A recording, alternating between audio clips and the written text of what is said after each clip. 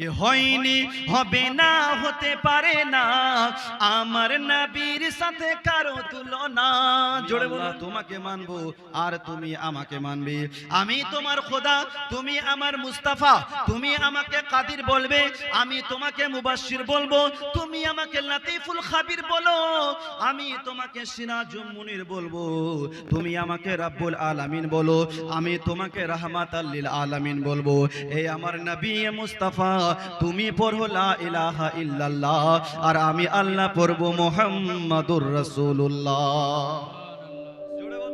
সুবহানাল্লাহ ওয়ালহামদুলিল্লাহ ওয়ালা ইলাহা ইল্লাল্লাহ হবে না হতে পারে না আমার নবীর সাথে কারো তুলনা জোরে বলুন হয়নি হবে না হতে পারে না আমার নবীর সাথে কারো তুলনা হায়রে তুলনা তো দূরের কথা ছায়াও মিলে না হয়নি হবে না হতে পারে না আমার নবীর সাথে কারো তুলনা একটু জোরে বলুন আরে নবী ইউসুফকে দেখে যারা আঙ্গুল কেটেছে শুনেন নাই ইউসুফ আলাইহিস সালামকে দেখে মিশরের ভদ্র পরিবারের সম্মানিত মহিলারা উংলি কেটেছে নবী ইউসুফকে দেখে যারা আঙ্গুল কেটেছে তারা কি আমার নবীর রূপ দেখেছে ওগো দেখতো যদি কেটে দিত কলিজা খানা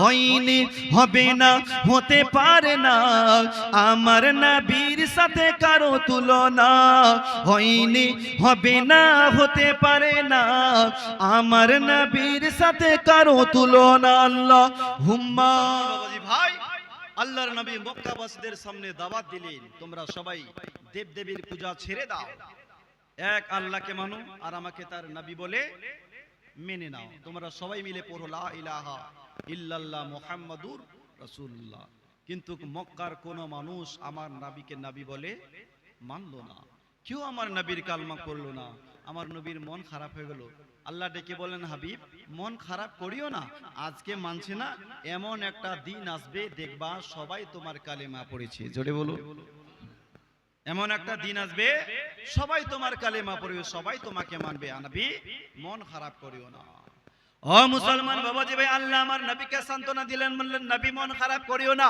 বিশ্ব নবী সাল্লাল্লাহু আলাইহি ওয়াসাল্লাম বাড়িতে আসলেন আসার পর উম্মাহাতুল মুমিনিন মা খাদিজাতুল কুবরা আমার নবী মুস্তাফা বলেন খাদিজা ও আমার বিবি আমি হলাম আল্লাহর পয়গম্বর রব্বুল আলামিন আমাকে নবুয়তের এলান করতে বলেছেন রে বিবি তাই তুমি আমার কালেমা পড়ো মা খাদিজা শুনতে নাই শোনার সঙ্গে সঙ্গে আমার নবীর কালেমা পড়ে দাখিল হয়েছে জোরে বলুন ইসলামের মধ্যে সর্বপ্রথম যেই মহিলাটা আমার নবীর কালেমা পড়েছেন ওই মহিলাটার নাম জোরে বলতে হবে কি নাম মা খাদিজাতুল কুবরা আমার নবীর কালেমা পড়ে সর্বপ্রথম ইসলামে দাখিল হয়েছেন কারণ মা খাদিজা আমার নবীকে বিয়ে করার আগেই জানতেন ইনি হচ্ছেন আখেরি পয়গম্বর সুবহানাল্লাহ বলেন কিন্তু নবী তো নবুয়তের এলান করে না নবী নবুয়তের এলান করে নাই মা খাদিজাতুল কুবরা আমার নবীর কালেমা পড়লেন মা খাদিজা যখন আমার নবীর কালেমা পড়ে ওই সময় গেটের সামনে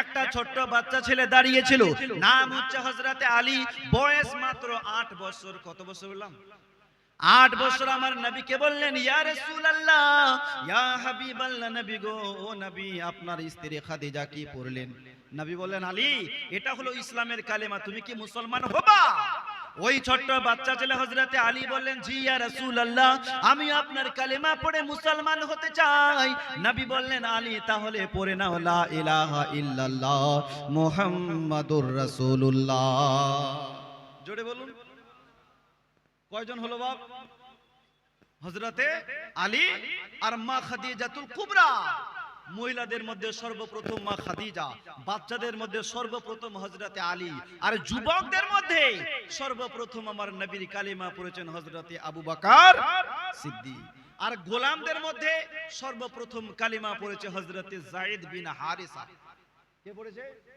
হযরতে যায়েদ বিন হারিসা এইভাবে আমার নবী মক্কার মাটিতে মানুষকে কালেমার দাওয়াত দেয়, মানুষকে কালেমা পড়ায়। কিন্তু আবু লাহাব, আবু জেহেল বারবার এসে নবীকে বাধা দেয়, আব্দুল্লাহর ছেলে খবরদার ইসলাম ধর্ম প্রচার করবে না, যা চাইবে তোমাকে দেওয়া হবে। সুন্দরী মহিলা চাও, সুন্দরী মহিলা দেওয়া হবে। ধন দৌলত চাও, ধন দৌলত তোমাকে দেবো, তবে খবরদার ইসলাম ধর্ম প্রচার করবে না। নবীর জামানায় ইসলামের শত্রু ছিল, বর্তমান জামানায় আছে, কাল কিয়ামতের সকাল পর্যন্ত থাকবে। ইসলামের শত্রু নাই। মসজিদে আকসাকে মিটাতে চায় না ইহুদিরা, ফিলিস্তিনে যুদ্ধ চলছে না ভাই, তো নবীর জামানা থেকেই চলছে যে মুসলমানকে খতম করতে হবে। আরে দেখবেন একদিন খবর শুনতে পাবেন যে মসজিদে আকসা মুসলমানদের জয় হয়েছে। জোরে বলুন, আরো জোরে।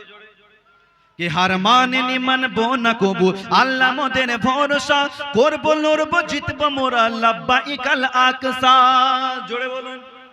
हार माननी मन बो न कबू अल्लाह मोदेर भरोसा करबो लड़बो जितबो मोरा लब्बाइकाल আকসা, लब्बाइकाल আকসা, लब्बाइकाल আকসা। তোল ধ্বনি একই সাথে লব্বাইকাল আকসা। জোরে বলুন। বিশ্বের কোন শক্তিকে মোরা করি না কোনো ভয়, সকল বাধা ছিন্ন করে আনবই বিজয়। দেখে রেছে এই এখনো আছে এ যুগের আবাবিল, দেখে রেছে এই এখনো আছে এ যুগের আবাবিল। হবে হবে যুদ্ধে জয়ী আমার ফিলিস্তিন, আমার ফিলিস্তিন, আমার ফিলিস্তিন। জোরে বলুন। আরে যে মসজিদে যুদ্ধ চলছে ওই মসজিদে সমস্ত নবী এবং সমস্ত রাসূল কদম পড়েছে। জোরে বলুন। এই মসজিদে আকসাই ছিল আগে কিবলা, আমার নবী মসজিদে আকসার দিকে মুখ করে নামাজ পড়েছেন। সুবহানাল্লাহ। সমস্ত নবী সমস্ত রাসূল ওই মসজিদে নামাজ পড়েছেন মেরাজের রাতে। তাই কবি বলছেন, পড়ছে যেথায় কদম কত আম্বিয়া রাসূলের, জীবন দিয়ে আনবো বিজয় বিনিময়ে রক্তের। সুবহানাল্লাহ। পড়ছে যেথায় কদম কত আম্বিয়া রাসূলের, জীবন দিয়ে আনবো বিজয় বিনিময়ে রক্তের। আমরা হলাম বীরের জাতি জোর আছে ঈমানে, আমরা হলাম বীরের জাতি জোর আছে ঈমানে। উহুদ বদর খন্দকের ওই ইতিহাস সব জানে। সুবহানাল্লাহ। আরে যদি মুসলমানকে চিনতে হয় তাহলে বদরের ইতিহাস খুলে দেখো। কি ভাই, উহুদের ইতিহাস খুলে দেখো। মুসলমানদের সংখ্যা কম, একদিকে 1000 একদিকে 313 বদরের মাটিতে, কিন্তু জয় হয়েছে ইসলামের। সুবহানাল্লাহ বলেন। ইসলাম নবীর জামানায় ছিল, বর্তমান জামানায় আছে, কাল কিয়ামতের সকাল পর্যন্ত থাকবে। সুবহানাল্লাহ বলেন। মুসলমান বাবাজি ভাই, আমার এক বন্ধু ছিল মাস্টার, তো একদিন আমাকে এসে বলছে, মৌলভী সাহেব একটা কথা বলবো। আমি বললাম হ্যাঁ ভাই বলেন, কি বলতে চান? তো বলছে, মৌলভী সাহেব এই যে আপনারা সকালবেলা নবীকে দাঁড়িয়ে দাঁড়িয়ে সালাম করেন, ইয়া নবী সালামু আলাইকা, ইয়া রাসূল সালামু আলাইকা। তো বলছে, মৌলভী সাহেব সালামু আলাইকা এর মানে আমি জানি, তবে ইয়া নবী এর বাংলা অর্থ কি হবে একটু বলবেন? ইয়া নবী এর বাংলা অর্থ কি হবে? আমি বললাম ভাই ইয়া নবী এর বাংলা অর্থ হচ্ছে এই নবী। ইয়া নবী মানে এই নবী। তো বলছে, মৌলভী সাহেব বাংলা থেকে দুটি বাক্য ব্যবহার হয়, একটি এই একটি ওই, হয় না? এই বলা হয় নিকটের জন্য আর ওই বলা হয় দূরের জন্য। তো বলছে, মৌলভী সাহেব আমি ইসলামিক হিস্টোরি পড়ে যা জ্ঞান অর্জন করলাম তাতে দেখলাম নবীর জন্ম মক্কায়, হিজরত করে মদিনায় গেছেন, সেইখানে নবীর ইন্তেকাল হয়েছে। আর আমাদের ভারতবর্ষ থেকে মদিনা বহু দূর, আপনারা নবীকে সালাম দিচ্ছেন ইয়া নবী সালামু আলাইকা বলে। ইয়া নবী বলা হয় নিকটের জন্য, নবী তো নিকটে নাই, নবী আছেন সোনার মদিনায় বহু দূরে। আপনারা নবীকে সালাম দেন, বারণ করব না, তবে ইয়ার জায়গায় ওই নবী বলে সালাম দেন। ওই নবী সালামু আলাইকা, ওই রাসূল সালামু আলাইকা। আপনারা ইয়া নবী কেন বলছেন এটাই মাথায় ঢোকে না। আপনারা কি মানে জানেন না? আপনারা কি তারজমা জানেন না? আমি আচ্ছা ভাই মাথায় ঢুকছে না। আপনার মাথায় কিভাবে ঢুকাতে ওটা আমার জানা আছে, আপনি কি করেন? তো বলছে, মৌলভী সাহেব আমি তো হাই স্কুলের মাস্টার। আমি আচ্ছা মাস্টার সাহেব আপনি কি স্কুল থাকাকালীন কোনোদিন কি আপনি আপনার বাড়ির ম্যাডামের সঙ্গে কথা বলেন? বলে হ্যাঁ, প্রত্যেক দিন টিফিনের সময় 15 মিনিট করে কথা বলি। আমি বললাম, মাস্টার সাহেব কথা তো বলেন, কিন্তু কিসের সাহায্যে? পকেট থেকে একটা মোবাইল বের করলো, বলছে এই যে দেখেন মোবাইলের সাহায্যে। জিজ্ঞাসা করলাম মাস্টার সাহেব কি মোবাইল ব্যবহার করেন? তো বললেন স্যামসুং। জিজ্ঞাসা করলাম কি সিম ব্যবহার করেন? তো বললেন ভোডা। আমি বললাম নিশ্চয়ই এলাকায় কোনো ভোডা টাওয়ার আছে, বলেই তো ভোডা সিম ব্যবহার করছেন। তো পার্শ্বে একটা ভোডা টাওয়ার ছিল, তো হামলে সাহেব আছে। জিজ্ঞাসা করলাম কোথায় ভাই? বলছে ওই যে টাওয়ারটা দেখছেন ওটাই হচ্ছে ভোডা টাওয়ার। দেখতে পাচ্ছি তবুও বলছি ভাই কই? দেখালেন ওই। আবার বললাম কই? বললেন ওই। কথাটাকে তিনবার রিপিট করলাম, তারপরেই বললাম মাস্টার সাহেব আপনার মোবাইল থেকে একটা ফোন করব, মোবাইলটা একটু দেবেন? তো চললেন চট করে বলছেন নেন। মোবাইলটা হাতে নিলাম, হাতে নেওয়ার পর বললাম মাস্টার সাহেব টাওয়ার তো ওইখানে আছে বুঝলাম, কিন্তু আপনার মোবাইলে টাওয়ার আছে না নাই? মোবাইলে টাওয়ার আছে না নাই? তো বলছে মৌলভী সাহেব এত দামি মোবাইল ব্যবহার করি আর টাওয়ার থাকবে না? মৌলভী সাহেব এই যে উপরে 5টি খুঁটি দেখছেন এটাই হচ্ছে টাওয়ার, দেখতে পাচ্ছি তবুও বলছি ভাই কই? দেখালেন এই। আবার বললাম কই? বললেন এই। আমি বললাম মাস্টার সাহেব আপনার মোবাইল থেকে ফোন করব না, কিছুক্ষণ আগেই আপনাকে জিজ্ঞাসা করলাম কি মোবাইল ব্যবহার করেন, আপনি বললেন স্যামসুং। জিজ্ঞাসা করলাম কি সিম ব্যবহার করেন, আপনি বললেন ভোডা। আপনাকে জিজ্ঞাসা করলাম টাওয়ার কোথায়, আপনি দেখালেন ওই। এখন বলছি টাওয়ার কোথায়, আপনি বলছেন এই। ওই বাদ দিকে এই কেন বললেন? এটারই উত্তর চাই। জোরে বলুন। ওই বাদ দিয়ে এই কেন দেখালেন? এটারই উত্তর চাই। তো বলছে মৌলভী সাহেব আপনার তো মৌলভী মানুষ, বিজ্ঞান পড়েননি তাই বুঝতে পারেন না। টাওয়ারের কানেকশন হাওয়ার সাথে, হাওয়া যেই দিকে দৌড়াবে টাওয়ার গিয়ে সেখানে পৌঁছে যাবে। আমি বললাম মাস্টার সাহেব আপনিও কোরআন ও হাদিস পড়েন নাই, আপনার টাওয়ারের কানেকশন যেমন হাওয়ার সাথে, আমার নবী মুস্তাফার কানেকশন আল্লাহর সাথে। নারায়ে তাকবীর, জোরে বলেন নারায়ে তাকবীর, নারায়ে রিসালাত, মাসলাকে আলা হযরত, নারায়ে তাকবীর, নারায়ে রিসালাত। বাবুজি 300 দিয়েছেন, 300 টাকা দিয়েছে। আল্লাহ পাক আল্লাহ তাআলা যেন কবুল করে নেয়, পড়ুন আমিন। জোরে বলুন আমিন। কষ্ট হয়? কষ্ট হয় না? আমি বললাম মাস্টার সাহেব আপনার টাওয়ারের কানেকশন যেমন হাওয়ার সাথে, আমাদের নবীর কানেকশন কার সাথে? এই জোরে বলতে হবে কার সাথে? নবীর কানেকশন আল্লাহর সাথে। মাস্টার বলছে মৌলানা সাহেব নবীর কানেকশন আল্লাহর সাথে, হাদিস কোরআনে দেখাতে পারবেন? আমি বললাম ভাই হাদিসে দেখাবো না কোরআনের মধ্যে? বলছে হাদিস থেকে দেখান। আমি বললাম আবু দাউদ শরীফ খুলেন প্রথম খণ্ড কিতাবুল মানাসিকের লাস্ট চ্যাপ্টার সাফা নম্বর 279 মধ্যে আল্লাহর নবী সাল্লাল্লাহু তাআলা আলাইহি ওয়াসাল্লাম ইরশাদ করেন মা মিন আহাদিন ইউসাল্লিমু আলাইকা ইল্লা রাদ্দাল্লাহু আলাইয়া রূহি হাত্তা আরুদ্দা আলাইহি সালাম। নবী আমার বলছেন হে আমার উম্মত বর্গরা, তোমাদের মধ্যে কেউ যখন আমাকে সালাম দেয়, সালাম জানায়, রব্বুল আলামিন আমার রূহকে ফিরিয়ে দেয়। জোরে বলুন। শুধু ফিরিয়ে দেয় নয়, আমার ইন্তেকালের পরেই আমার রূহকে আমার আল্লাহ ফিরিয়ে দিয়েছে। এই জন্য ফিরিয়ে দিয়েছে যাতে আমি আমার আশিকদের সালামের উত্তরকে দিতে পারি। সুবহানাল্লাহ। তো বলছে মৌলভী সাহেব হাদিস আছে বুঝলাম, হাদিস তো জালও হতে পারে, হাদিস জালও হতে পারে। আপনি কোরআনে দেখান, কোরআনের মধ্যে কোনো রকমের জালিয়াতি নাই, কোরআনে কোন রকমের জাল নাই। আমি বললাম ভাই আপনি টেনশন করছেন কেন, চিন্তা করছেন কেন? আমার আল্লাহ কোরআনেও বলেছে আন নাবিয়্যু আওলা বিল মুমিনিনা মিন আনফুসিহিম। আমার নবী মুস্তাফা প্রত্যেকটি মুমিন ব্যক্তির নফসের চাইতে বেশি নিকটে আছে। আমি বললাম মাস্টার সাহেব আপনি যদি মুমিন হয়ে থাকেন মনে করবেন নবী আপনার সিনায় আছে, আপনি যদি বেঈমান হয়ে থাকেন মনে করবেন নবী মদিনায় আছে। আরে कौन कहता है कि नबी मदीने में है? आशिकों का कहना है नबी हर आशिकों के सीने में। সুবহানাল্লাহ, সুবহানাল্লাহ, আরো জোরে বলুন সুবহানাল্লাহ। নবী हर आशिकों के सीने में है। একজন বাংলা শায়ের বলছেন যে সোনার মদিনা বহু দূরে কিন্তু মদিনাওয়ালা আমার অন্তরে। একটু মোহাব্বতে বলা যাবে না সবাই? সোনার মদিনা বহু দূরে কিন্তু মদিনাওয়ালা আমার অন্তরে, কিন্তু মদিনাওয়ালা আমার অন্তরে, আমার অন্তর জুড়ে মদিনা আছে রে, মদিনা মদিনা বলে জিকির করে রে। একটু জোরে বলো না। যে গিয়েছে একবার সোনার মদিনা তার মনে আর কোনো দুঃখ রইল না। জেগেছে একবার সোনার মদিনা, তার মনে আর কোনো দুঃখ রইল না। জেগেছে একবার সোনার মদিনা, তার মনে আর কোনো দুঃখ রইল না। তার মনে আর কোনো দুঃখ রইল না। তাই অন্তর জুড়ে মদিনা আছে রে, মদিনা মদিনা বলে জিকির করে রে আল্লাহ।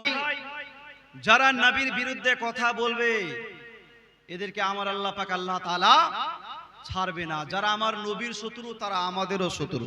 কি ভাই কথা বলেন ঠিক না? যারা আমার নবীর শত্রু তারা আমাদেরও শত্রু, তারা আমাদের দোস্ত হতে পারে না। তাই মুসলমান বাবাজি ভাই, বিশ্ব নবী সাল্লাল্লাহু তাআলা আলাইহি ওয়াসাল্লামের জানি দুশমন ছিল আপনার আবু জেহেল। নবী ইসলামের দাওয়াত দেয়, আবু জেহেল বললেন মুহাম্মদ খবরদার ইসলাম ধর্ম প্রচার করবে না, যা চাইবে তোমাকে দেওয়া হবে। ও মুসলমান বাবাজি ভাই, আমার নবী মুস্তাফা বলেছিলেন এই শয়তানের আমি মুহাম্মদ ধন দৌলত চাই না, সুন্দরী মেয়ে চাই না। তোমরা যদি এক হাতে সূর্য এনে দাও, অন্য হাতে চাঁদ এনে দাও, তবু আমি মুহাম্মদ এই ধর্ম থেকে একদিন সরে যাব না। এই হলো তোমাদের ধর্ম, তোদের কাছে আমার ধর্ম, আমার কাছে লাকুম দীনুকুম ওয়ালিয়া দিন, আমি আমার ধর্ম নিয়েই থাকবো।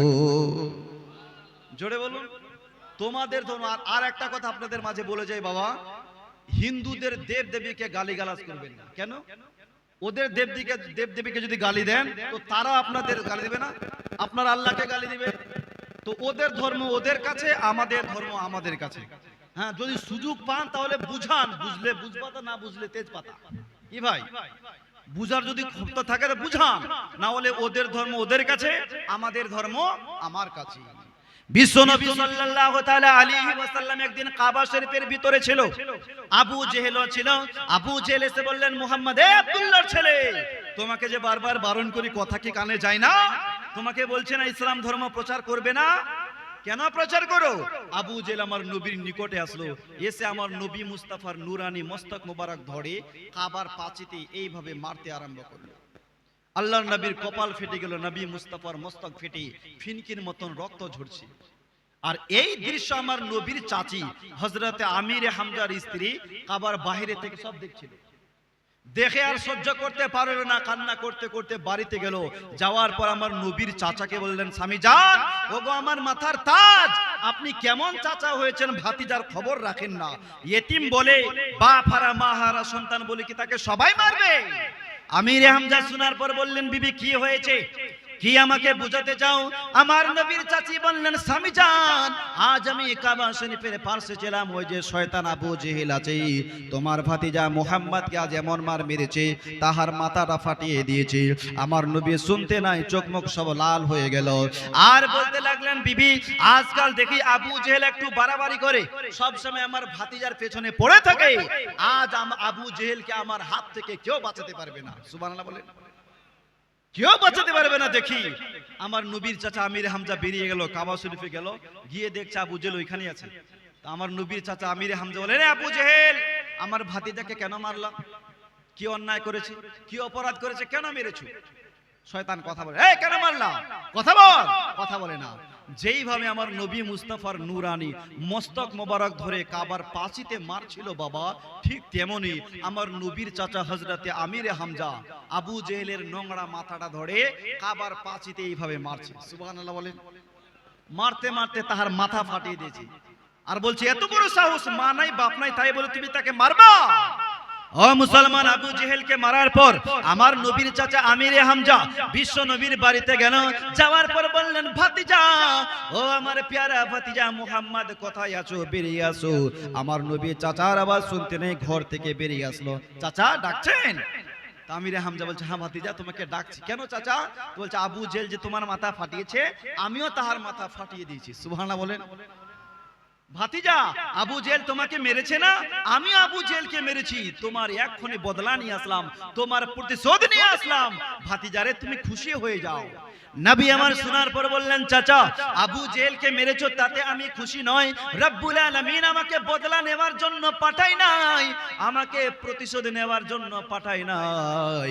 ওগো আমার চাচা জান, রব্বুল আলামিন গোটা বিশ্বের জন্য, গোটা পৃথিবীর জন্য আমাকে রাহমাতাল লিল আলামিন করে পাঠিয়েছি। সুবহানাল্লাহ।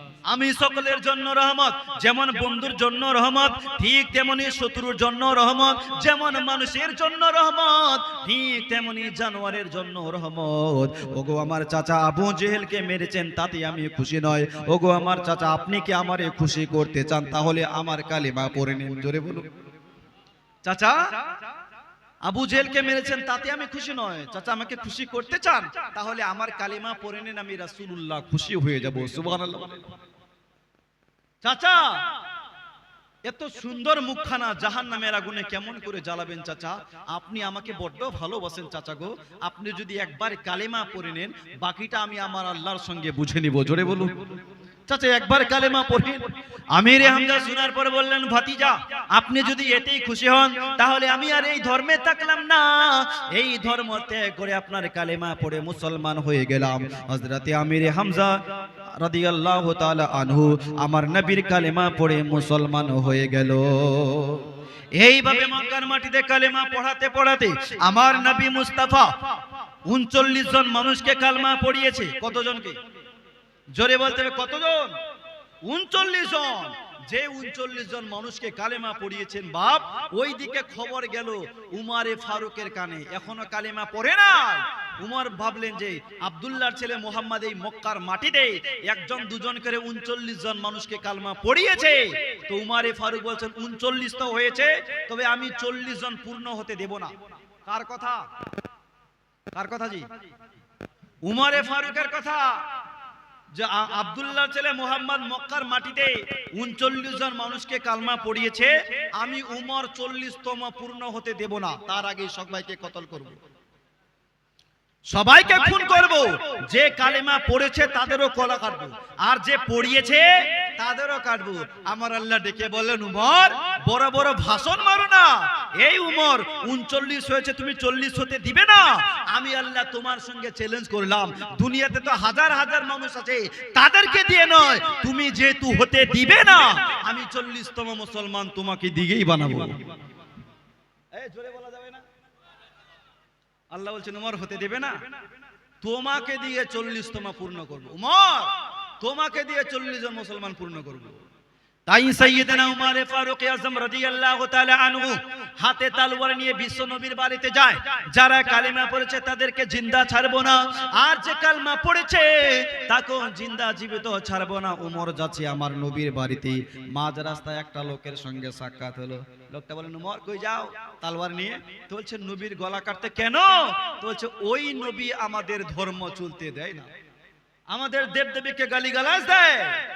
এই জন্য ভাই আমি শুনলাম, খবর পেলাম মক্কার মাটিতে একজন দুজন করে কালমা পড়তে পড়তে 39 জন মানুষ কালমা পড়ে নিয়েছি। আমি 40 পূর্ণ হতে দেব না, তার আগে সকালকে কতল করব, ওই আব্দুল্লাহর ছেলে মুহাম্মাদের গলা কাটবো। তো লোকটা শোনার পর হাসছেন। সুবহানাল্লাহ বলেন। হাসতে হাসতে বলছেন, উমর যে 39 জন মানুষ কালেমা পড়েছে, ওই 39 জনের মধ্যেই তোমার আপন বোন ফাতেমা বিনতে খাত্তাব ওই নবীর প্রেমে পাগল। জোরে বলুন। শুধু তোমার বোন নয়, তোমার বহুনু, আপনারা কি বলেন জি, দুলাভাই, সেও তো নবীর কালেমা পড়ে মুসলমান হয়ে গেছে। উমর শুধু বাইরের লোককে মারবা না, নিজের বোনকেও কতল করবা। উমারে ফারুক শোনার পর বললেন, ভাই আমি শুনলাম না, তুমি কেমন করে শুনলা? তুমি কেমন করে জানলা আমার বোন কালেমা পড়েছে? লোকটা বললেন, উমর আমি মিথ্যা কথার ধার ধারি না, খবর নিয়ে দেখো তোমার বোন ফাতেমা বিনতে খাত্তাব ওই নবীর প্রেমে পাগল হয়ে গেছে। উমর বলছেন, ভাই তোমার কথা যদি সত্য হয় তাহলে কথা দিলাম নিজের বোনকেও ছাড়বো না, আর যদি মিথ্যা হয়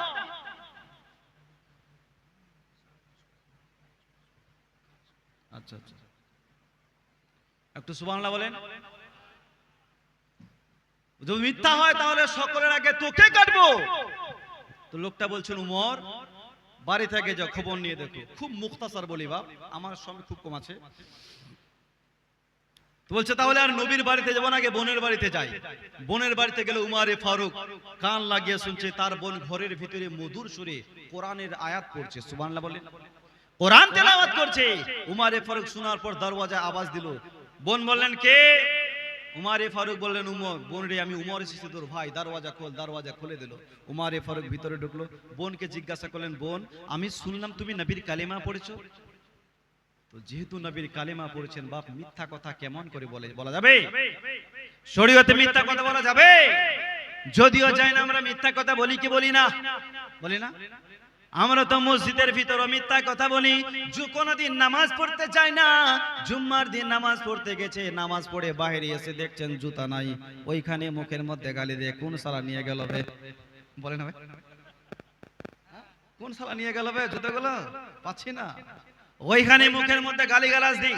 মুসলমান বাবাজি ভাই, উমারে ফারুকের বোন ভাবছেন আল্লাহ যদি মিথ্যা কথা বলছি আমার ঈমান কমজোর হয়, আর সত্য কথা বলছি তো গলা যায়, গলা দিব না ঈমান দিব।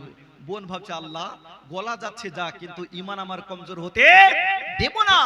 তাই বলছেন হে আমার ভাই উমর, তুমি যেটা শুনেছো সেটাই সত্য, আমি ওই নবীর কালেমা পড়ে মুসলমান হয়ে গেছি। জোরে বলুন। উমর অনেক বুঝালো, বুঝে না, অনেক মারলো বোনকে। বোন একটাই কথা বলে, ভাই জীবন যাবে কিন্তু কালেমা যাবে না। জোরে বলুন। জীবন যাবে, নবীর ভালোবাসা ছাড়বো না।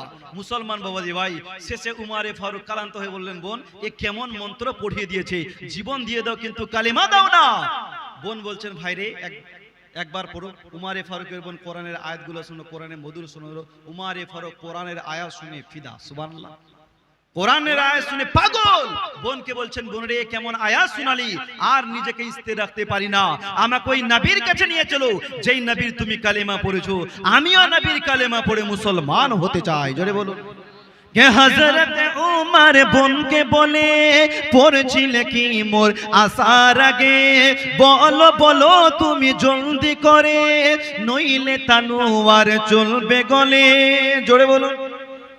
হযরত উমর বোনকে বলে, পড়ছিলে কি মোর আসার আগে, বলো বলো তুমি জলদি করে, নইলে তানুয়ার চলবে গলে। হযরত উমর বোনকে বলে, পড়ছিলে কি মোর আসার আগে, বলো বলো তুমি জলদি করে, নইলে তানুয়ার চলবে গলে। খুলিল যখন কোরআনের পাতা, পড়ে কোরআন সুরে ছন্দে কথা, খুলিল যখন কোরআনের পাতা, পড়ে কোরআন সুরে ছন্দে কথা, শুনে উমর হইল ফিদা, পড়লা ইলাহা। জোরে বলো লা ইলাহা ইল্লাল্লাহ, হাসবি রাব্বি জাল্লাল্লাহ, মা ফি কলবি গায়রুল্লাহ, নূরে মুহাম্মদ সাল্লাল্লাহ, লা ইলাহা। অগ আসমান জমিন চন্দ্র তারা, পাহাড়ের ওই ঝরনা ধারা, কল কল রবে গাইছে সাদা, লা ইলাহা। আরো জোরে লা ইলাহা। কেমন ছিল মোহাব্বত, কেমন ছিল ভালোবাসা। আরে মুসলমান ওই রকম ভালোবাসুন যেইভাবে সাহাবারা আমার নবীকে ভালোবেসেছে। জোরে নবীর প্রেম, নবীর ভালোবাসা যদি অন্তরে না থাকে, জীবনে যত ইবাদত করেন, যত নামাজ পড়েন, কবুল হবে? কবুল হবে? আগে নবীর ভালোবাসা, তারপর ইবাদত, তারপর নামাজ। সুবহানাল্লাহ ওয়ালহামদুলিল্লাহ ওয়াল্লাহ